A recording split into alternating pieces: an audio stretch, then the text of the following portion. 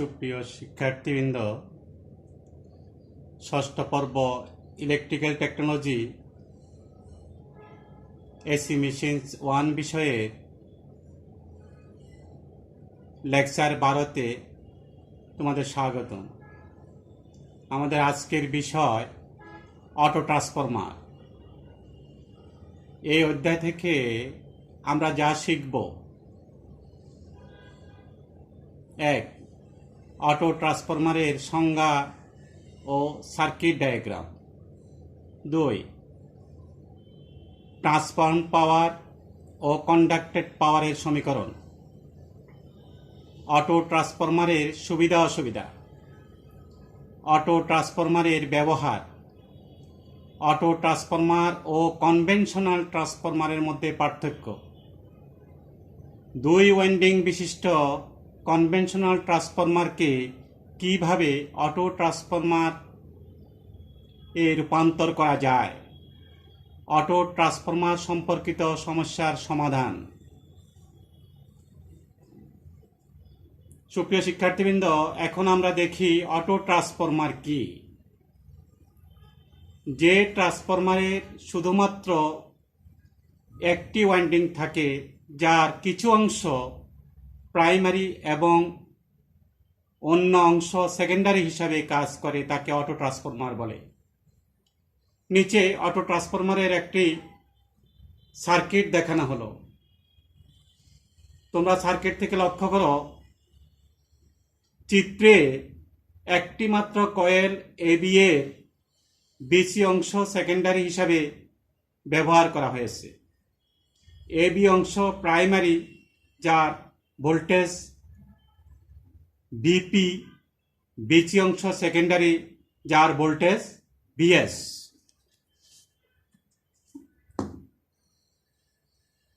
Transform পাওয়ার ও conducted পাওয়ার ব্যাখ্যা করো। চিত্রটি ভালোভাবে লক্ষ্য করো। প্রিয় শিক্ষার্থীবৃন্দ, উপরের চিত্র থেকে আমরা পাই কয়েলের এবি অংশের ভোল্টেজ বিপি, কয়েলের বিসি অংশের ভোল্টেজ বিএস। সুতরাং কয়েলের এসি অংশের ভোল্টেজ সমান বিপি মাইনাস ভিএস। জাংশন সিতে কারশফের কারেন্ট সূত্র প্রয়োগ করে পাই IBC plus IP is equal to IS. সুতরাং IBC is equal to IS minus IP, ইহাই কন্ডাক্টেড কারেন্ট। এই ক্ষেত্রে শুধুমাত্র কয়েলের এসি অংশের পাওয়ার লোডে ট্রান্সফার হবে, বাকি পাওয়ার কয়েলের বিসি অংশের কন্ডাক্টেড পাওয়ার। এসি অংশের পাওয়ারকে ট্রান্সফর্ম পাওয়ার বলে, ইহাকে ফি ট্রান্সফর্ম দ্বারা প্রকাশ করা হয়। এখন পাই এসি অংশের পাওয়ার সমান এসি অংশের ভোল্টেজ গুণন এসি অংশের কারেন্ট, বা পাওয়ার ট্রান্সফর্ম সমান BP minus BS into IP.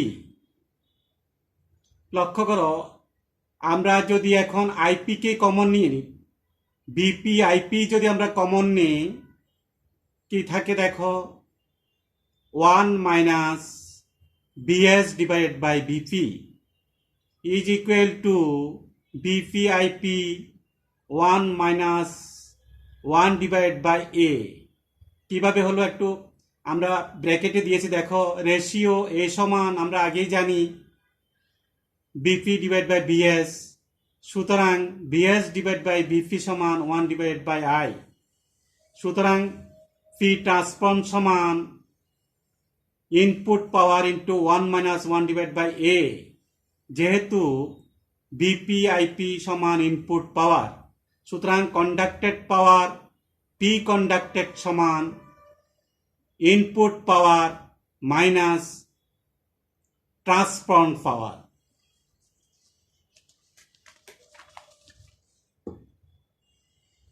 এখন দেখো, অটো ট্রান্সফরমারের সুবিধা ও অসুবিধাগুলো লেখ। সুবিধাগুলো আমরা দেখি। এক, যেহেতু একটি মাত্র কয়েল থাকে সেহেতু তামা বাবদ খরচ কম লাগে। দুই, এর ইফিসিয়েন্সি বেশি এবং ভোল্টেজ রেগুলেশন কম হয়। তিন, আকারে ছোট ফলে কম জায়গার প্রয়োজন হয়। চার, টেপিংয়ের সংখ্যা বেশি থাকায় ট্যাপ চেঞ্জ করে রিকোয়ার্ড ভোল্টেজ পাওয়া যায়। পাঁচ, প্রাইমারি ও সেকেন্ডারি কয়েল ইলেকট্রিক্যালি কাপলিং থাকে বিধায় ইনসুলেশন বাবদ খরচ কম হয়। এখন দেখি অসুবিধাসমূহ। এক, বেশিরভাগ ক্ষেত্রে স্টেপ ডাউন হিসাবে ব্যবহৃত হয় এবং হাই ভোল্টেজে ব্যবহার করা নিরাপদ নয়। দুই, উভয় কয়েল ইলেকট্রিক্যালি কাপল থাকে ফলে সবসময় দুর্ঘটনার সম্ভাবনা থাকে। তিন, হাই রেশিওতে এই ট্রান্সফরমার ভালো কাজ করে না। চার, প্রাইমারিতে হাই ভোল্টেজ থাকায় অপারেশন নিরাপদ নয়। এখন দেখো অটো ট্রান্সফরমারের প্রয়োগ ক্ষেত্র বা ব্যবহার। এক, শিল্পক্ষেত্রে ফার্নেস ট্রান্সফরমার হিসাবে ইয়া ব্যবহৃত হয়। দুই, ডিস্ট্রিবিউশন লাইনে ভোল্টেজের ঘাটতি পূরণের জন্য ইয়া ব্যবহার করা হয়। তিন, বড় বড় ইন্ডাকশন মোটর ও সিঙ্ক্রোনাস মোটর স্টার্ট দেওয়ার জন্য অটো স্টার্টার হিসাবে ইয়া ব্যবহার করা হয়।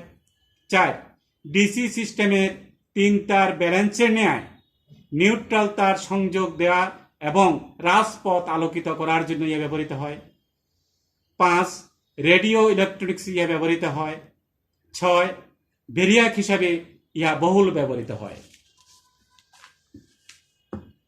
প্রিয় শিক্ষার্থীবৃন্দ, আমরা এখন দেখব অটো ট্রান্সফরমার ও কনভেনশনাল ট্রান্সফরমারের মধ্যে পার্থক্য।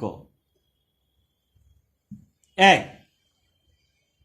একই কয়েলের কিছু অংশ প্রাইমারি ও অন্য অংশ সেকেন্ডারি হিসাবে কাজ করে। এক্ষেত্রে স্বতন্ত্র 2টি কয়েল থাকে যা সম্পূর্ণভাবে ম্যাগনেটিক্যালি আইসোলেট থাকে। 2, তামার পরিমাণ কম লাগে, তামার পরিমাণ বেশি লাগে। 3, এতে ভোল্টেজ ড্রপ কম হয় ফলে রেগুলেশন ভালো, এতে ড্রপ বেশি হয় ফলে রেগুলেশন ভালো নয়। 4, কর্মদক্ষতা বেশি, কর্মদক্ষতা তুলনামূলক কম। 5, আকারে ছোট ফলে জায়গা কম লাগে, আকারে বড় হওয়ায় জায়গা বেশি লাগে। 6, বেশিরভাগ ক্ষেত্রে স্টেপ ডাউন হিসাবে ব্যবহৃত হয় ফলে এর ব্যবহার সীমিত। স্টেপ আপ অথবা স্টেপ ডাউন যেই কোনো অবস্থায় ব্যবহার করা যায় ফলে এর ব্যবহার ব্যাপক। শিক্ষার্থী বন্ধুরা, আমরা এখন দেখি 2 ওয়াইন্ডিং বিশিষ্ট কনভেনশনাল ট্রান্সফরমারকে অটো ট্রান্সফরমার হিসাবে রূপান্তর প্রক্রিয়া। তোমরা একটু ভালোভাবে লক্ষ্য করো, ভেরি ইম্পর্টেন্ট, যে সাধারণ ট্রান্সফরমার তথা 2 ওয়াইন্ডিং বিশিষ্ট ট্রান্সফরমার। চিত্র 1 দেখো, প্রতিটা কয়েলের ভোল্টেজ প্রবাহের দিক এবং উভয় কয়েলের একটা ডট চিহ্ন দেওয়া আছে। এটা লক্ষ্য করো, ডট চিহ্ন দেওয়া আছে। 1 নং চিত্রে সেকেন্ডারির উপরের অংশ মাইনাস, নিচের অংশ প্লাস। 2 নং চিত্রের সেকেন্ডারির উপরের অংশ প্লাস, নিচের অংশ মাইনাস। এখন চিত্র 3 লক্ষ্য করো, আমরা নিচের অংশ প্লাস এবং প্লাস দুইটাকে সংযোগ করে ডট চিহ্নিত মাইনাস অংশ থেকে যখন আমরা আউটপুট নিই তখন সাবট্রাকটিভ পোলারিটি হিসাবে অটো ট্রান্সফরমার স্টেপ ডাউন হিসাবে ব্যবহৃত হয়। আবার দেখো, স্টেপ আপ হিসাবে কখন ব্যবহৃত হয়? 4 নং চিত্রে প্রাইমারির প্লাস, সেকেন্ডারির মাইনাস তথা ডট চিহ্নযুক্ত মাইনাস আমরা শর্ট করে উপরের অংশ থেকে যখন টার্মিনাল বের করি তখন এওসি টার্মিনালে আমরা সেকেন্ডারি হিসাবে কাজ করে, অর্থাৎ এই অবস্থায় এডিটিভ পোলারিটি হয়, ফলে ইহা স্টেপ আপ ট্রান্সফরমার হিসাবে কাজ করে। প্রিয় শিক্ষার্থী বন্ধুরা, আমরা একটা সমস্যা দেখি। একটি auto transformer 110 volt unity power ফ্যাক্টরে 2.2 কিলোওয়াট লোডে বিদ্যুৎ সরবরাহ করে। যদি প্রাইমারি ভোল্টেজ 220 ভোল্ট হয়, তবে নির্ণয় করো ট্রান্সফর্ম পাওয়ার ও কন্ডাক্টেড পাওয়ার। আমরা দেখি কি দেওয়া আছে। প্রাইমারি ভোল্টেজ ভিপি সমান 220 ভোল্ট, সেকেন্ডারি ভোল্টেজ সমান 110 ভোল্ট, পাওয়ার ফ্যাক্টর ইউনিটি অর্থাৎ 1, লোডের পাওয়ার পিএল সমান 2.2 কিলোওয়াট। আমরা যদি এটাকে ওয়াট করি 2200 ওয়াট। আমরা এখন ট্রান্সফর্ম পাওয়ার এবং কন্ডাক্টেড পাওয়ার বের করব। ট্রান্সফরমারের অনুপাত এ সমান আমরা জানি বিপি বাই বিএস। এই ক্ষেত্রে অনুপাত কত? 2। ট্রান্সফরমারের পাওয়ার সমান, সুতরাং ইনপুট পাওয়ার সমান লোড পাওয়ার, অর্থাৎ পি ইনপুট সমান 2200 ওয়াট। আমরা জানি ট্রান্সফর্ম পাওয়ার সমান input power into 1 - 1 divide by A. আমরা এখন মানটা যদি পুট করে দিই, লক্ষ্য করো কত পাইলাম? 1100 ওয়াট। তাহলে ট্রান্সফর্ম পাওয়ার কত হলো? 1100 ওয়াট।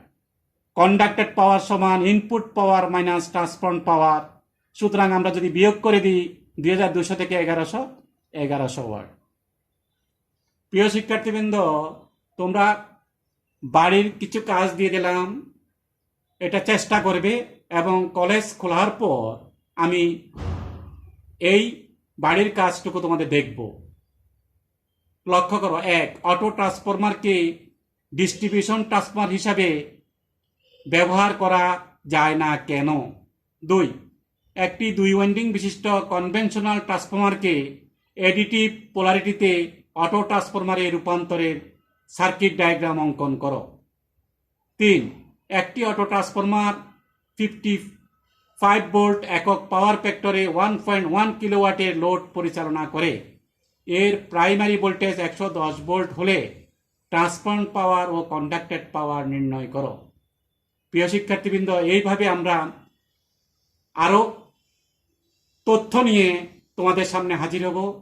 তোমরা সাথেই থাকো, ভালো থাকো। ধন্যবাদ।